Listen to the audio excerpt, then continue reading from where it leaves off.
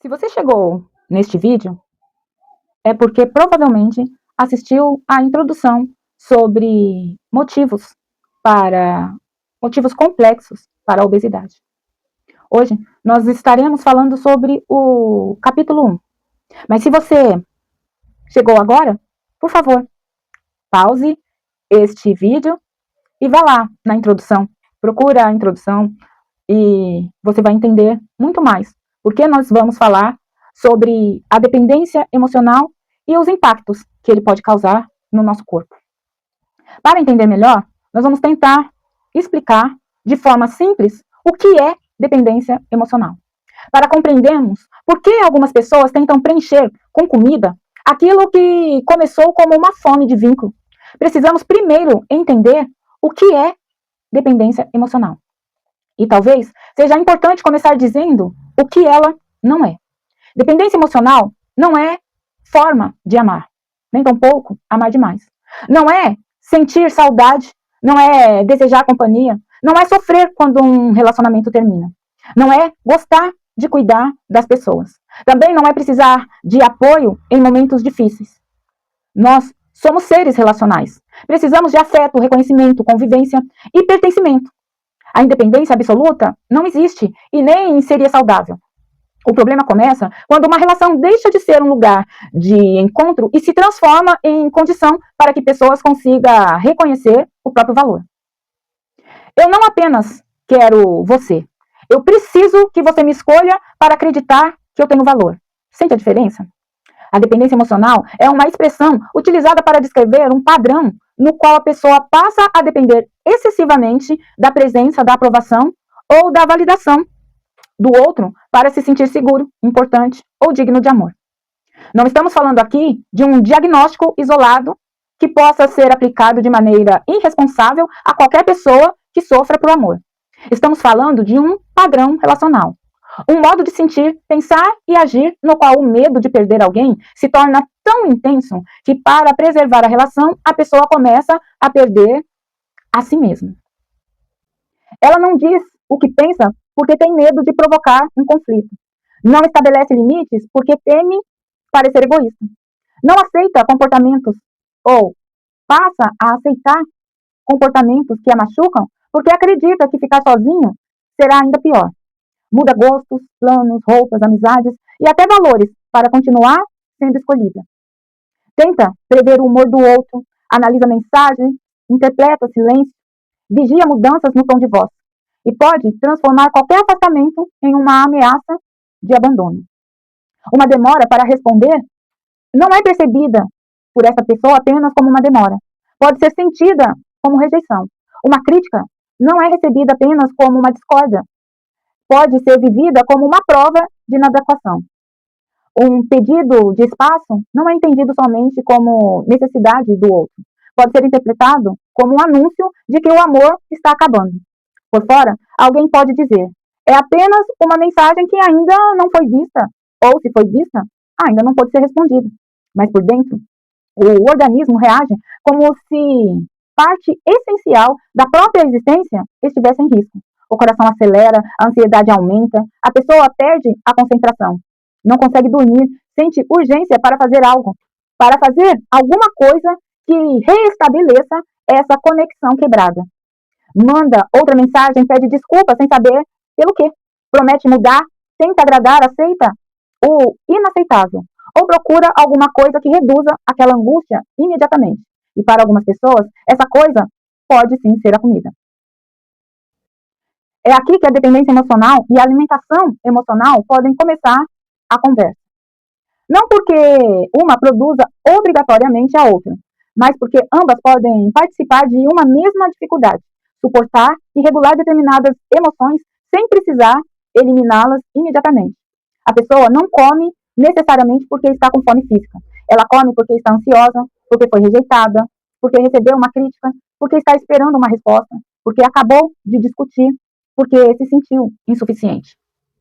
Come também porque passou o dia inteiro atendendo às necessidades do outro, de todo mundo. E quando finalmente ficou sozinha, percebeu que não sabia se cuidar, que não sabia sobre as suas próprias necessidades. A comida entra naquele intervalo entre o que a pessoa está sentindo é aquilo que ela não consegue nomear.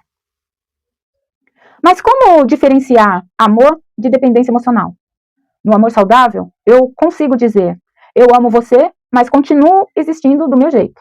Na dependência emocional, a experiência pode se aproximar de, se você for embora, eu não sei quem eu sou. Sem você, eu não consigo viver. Existe proximidade no amor saudável. Existe vínculo sem apagamento, enquanto na dependência emocional existe controle, desespero, saudade, existe conflito, existe ameaça, existe abandono. Existe a possibilidade de discordar e perder. Por isso, a pessoa continua diminuindo seu valor e não abre mão do outro. Na dependência, o vínculo ele passa a ser sustentado pelo medo. A pessoa não permanece apenas porque deseja estar, permanece porque acredita que não sobreviverá emocionalmente à ausência do outro. Por isso, é possível estar profundamente dependente de alguém e, ao mesmo tempo, viver uma relação com muito pouco amor, respeito e reciprocidade. Porque a dependência não é medida pela intensidade de afeto. É percebida pelo tamanho do abandono de si mesmo, exigindo que o outro mantenha o equilíbrio dessa relação. A dependência não se revela somente no quanto você precisa do outro, mas no quanto desaparece para não perdê-lo. Esse desaparecimento pode acontecer de maneira quase imperceptível. Primeiro, a pessoa deixa de falar sobre algo que a incomoda, depois começa a evitar determinadas roupas porque o parceiro não gosta, afasta-se das amizades para não provocar ciúme, desiste daquele projeto porque o outro não apoia. Abandona um tratamento, muda sua alimentação, interrompe as atividades físicas, cancela os compromissos, diminui os sonhos, até que em algum momento olha para a própria vida e percebe que quase tudo gira ao redor do outro. E quase nada continua girando ao redor de si mesmo. Essa pessoa pode ser extremamente funcional. Pode trabalhar, cuidar da casa, criar filhos, resolver problemas, aconselhar amigos e parecer muito forte. Por isso, dependência emocional não é sinônimo de fraqueza ou incapacidade. Às vezes, ela aparece justamente em pessoas que aprenderam a ser forte para todo mundo, mas nunca desenvolveram a segurança suficiente para serem vulneráveis sem medo de perder o vínculo. Pessoas que sabem cuidar, mas não sabem receber cuidado. Que percebem rapidamente que o outro sente, mas têm dificuldade de reconhecer o que elas próprias estão sentindo. Que conseguem dizer do que todos precisam, mas travam diante de uma pergunta simples: o que é que você precisa? Talvez você agora esteja pensando, mas todo mundo faz concessões em um relacionamento. Sim, é verdade. Relacionamentos exigem negociação, flexibilidade e até algumas renúncias pontuais. A diferença está na liberdade, na reciprocidade e na frequência.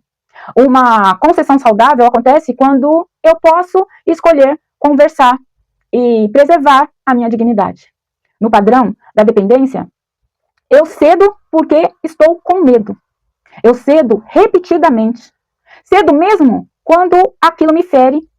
E muitas vezes o outro nem precisa exigir que eu ceda. Eu aprendo a me censurar antecipadamente. Essa é uma diferença fundamental. Não é a existência de uma renúncia que caracteriza a dependência. É quando renunciar a si mesmo se transforma no preço habitual para continuar pertencendo. No amor saudável, eu posso precisar de você sem transformar você na única fonte da minha estabilidade. Posso pedir ajuda sem entregar ao outro a responsabilidade integral da minha própria vida. Posso sentir ciúmes sem controlar. Posso sentir saudade sem abandonar a minha rotina. Posso ouvir um não sem concluir que eu não tenho valor. Posso atravessar um conflito sem acreditar que tudo terminou. Posso também amar você sem deixar de amar a mim mesmo. Já na dependência emocional, a aprovação do outro se torna uma espécie de alimento psíquico. Sem ela, a pessoa se sente vazia. Com ela, sente alívio. Mas um alívio que dura muito pouco. Porque nenhuma quantidade de validação externa consegue preencher a maneira permanente de uma estrutura interna, organizada pela insuficiência. O outro diz, eu amo você. Por alguns minutos, a pessoa acredita, mas logo precisa de uma nova prova. E ela pergunta, você ainda me ama? Está bravo comigo? Eu fiz alguma coisa? Por que você está de cara feia? Eu sei, você prefere outra pessoa. Você não queria estar aqui comigo. Por que você me respondeu diferente? Por que não me colocou naquela foto? Ou por que não colocou aquela foto que nós tiramos no seu Instagram? Por que demorou tanto? Não se trata necessariamente de manipulação consciente. Muitas vezes trata-se de um sistema emocional em estado permanente de vigilância. A pessoa procura sinais de que será abandonada, porque em algum lugar da história aprendeu que o vínculo poderia desaparecer repentinamente.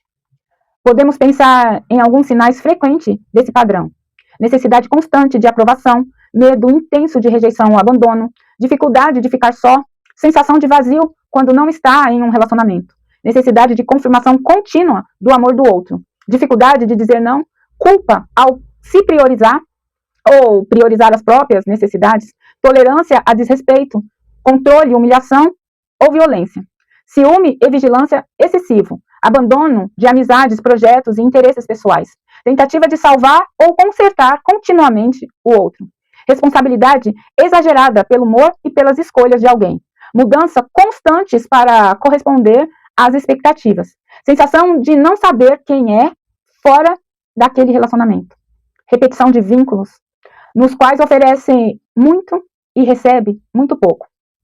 Um desses comportamentos isoladamente não define uma pessoa. Todos nós podemos agir assim em algum momento de vulnerabilidade. O que precisa ser observado é o padrão. Com que frequência isso está acontecendo?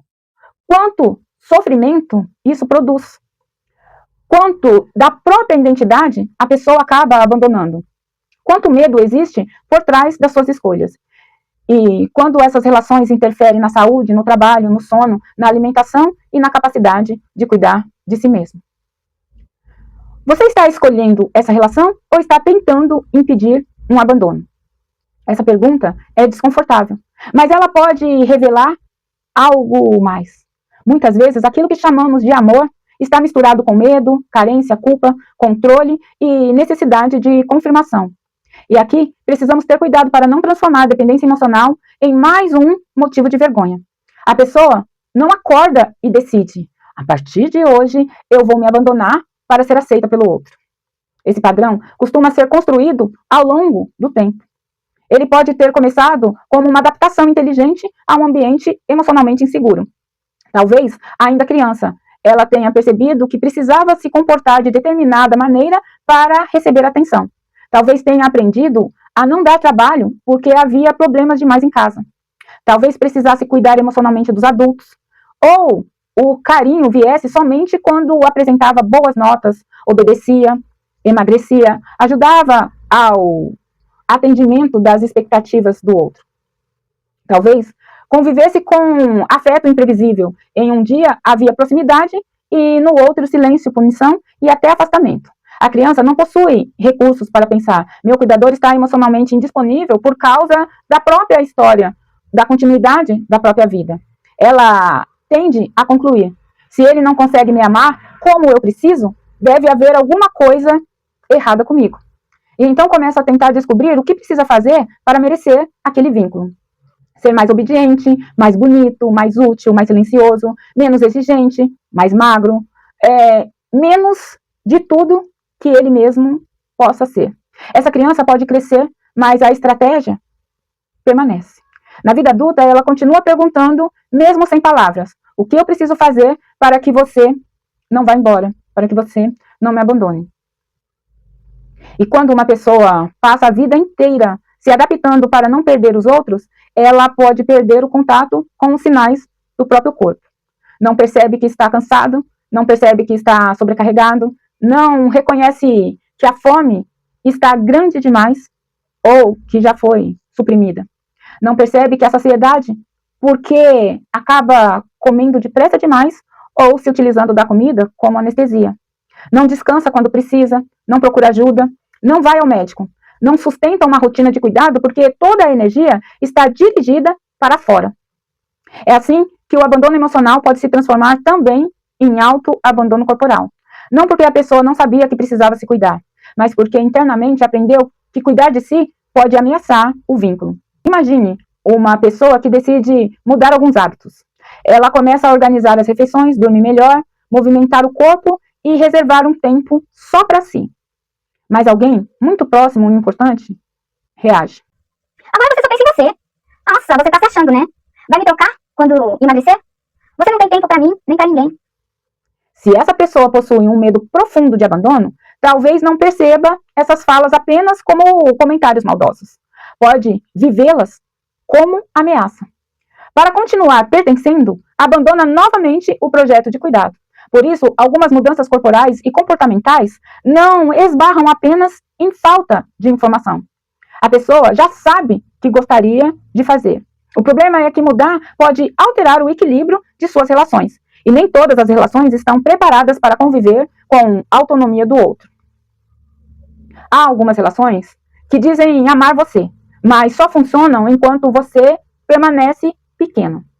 Não estou falando necessariamente do tamanho corporal. Estou falando de presença, de voz, de autonomia e de liberdade. De alguém que aprendeu a diminuir desejos e necessidades para responsabilizar exclusivamente a pessoa dependente. As relações são sistemas. Em alguns casos, o padrão dependente encontra alguém que se beneficia da submissão, da disponibilidade constante e da ausência de limites. Uma pessoa teme ser abandonada, a outra utiliza o afastamento como controle. Uma pede desculpa por tudo, a outra raramente assume a responsabilidade. Uma tenta salvar, a outra promete mudar, mas repete o comportamento. Uma acredita que precisa fazer mais e mais, a outra se acostuma a receber cada vez mais. Forma-se uma engrenagem dolorosa, mas também existem situações nas quais ninguém está agindo com intenção consciente de ferir. Duas histórias emocionais podem se encaixar de maneira disfuncional e alimentar mutuamente medo, cobrança, afastamento e reconciliação. Por isso, o objetivo não é encontrar rapidamente um vilão para a sua história. É compreender o funcionamento da relação, proteger quem está sofrendo e interromper padrões que adoecem. Naturalmente, quando existe violência física, psicológica, sexual, patrimonial ou ameaça, nós não estamos falando apenas de melhorar a comunicação, estamos falando de segurança e necessidade de proteção especializada. Agora eu quero propor um pequeno exercício. Pense em uma relação importante da sua vida. Pode ser amorosa, familiar, profissional ou aquela sua amizade. E responda aí, silenciosamente. Eu consigo dizer não para esta pessoa em específico? Consigo discordar dela sem sentir que ela vai ficar brava comigo e acabar destruindo um vínculo? Eu posso demonstrar fragilidade sem ser humilhado? Eu tenho a liberdade de cuidar de mim? Essa relação amplia ou diminui a minha vida? Eu permaneço porque quero ou porque temo? Quem eu me tornei para continuar sendo aceito nessa relação? E depois dos conflitos com essa pessoa, o que acontece com o meu corpo? Eu perco sono? Sinto dores? Fico em estado de alerta? Perco a fome? Ou sinto uma fome insuperável? Eu passo a comer sem perceber? Procuro açúcar, álcool ou outros alívios? Essas perguntas não servem para diagnosticar você por meio de um vídeo. Serve para tornar visível aquilo que talvez esteja funcionando silenciosamente. Dependência emocional não significa que você possui amor demais. Muitas vezes significa que você aprendeu a oferecer aos outros o amor, a paciência, a proteção que nunca conseguiu receber e nem oferecer a si próprio. E a superação não acontece quando a pessoa deixa de precisar de todo mundo. Acontece quando ela consegue se relacionar sem desaparecer. Quando aprende que estabelecer limites não é abandonar o outro, que dizer não é falta de amor, que cuidar de si não é egoísmo, que um afastamento pode doer sem destruir sua identidade, e que ser rejeitado por alguém não transforma você em alguém sem valor. A autonomia emocional não diz, eu não preciso de ninguém. Ela diz, eu posso amar você sem entregar a você a responsabilidade de definir quem eu sou. Mas de onde nasce esse medo de desaparecer quando o outro se afasta? Por que algumas pessoas conseguem atravessar conflitos com segurança, enquanto outras sentem qualquer distância como abandono? Porque alguém se acostuma a pedir tão pouco, aceitar tão pouco e ainda assim ter tanto medo de perder. Para responder, precisamos voltar ao primeiro lugar em que aprendemos o significado do amor, segurança e pertencimento: a infância. No próximo capítulo, nós vamos compreender como as primeiras relações ajudam a construir os medos emocionais que levamos para a vida adulta. E por que criança que precisou agradar para receber amor pode se transformar em adulto que abandona a si mesmo para não ser abandonado. E se você chegou até aqui, se inscreva no canal, ative o sininho para não perder esse próximo capítulo que promete.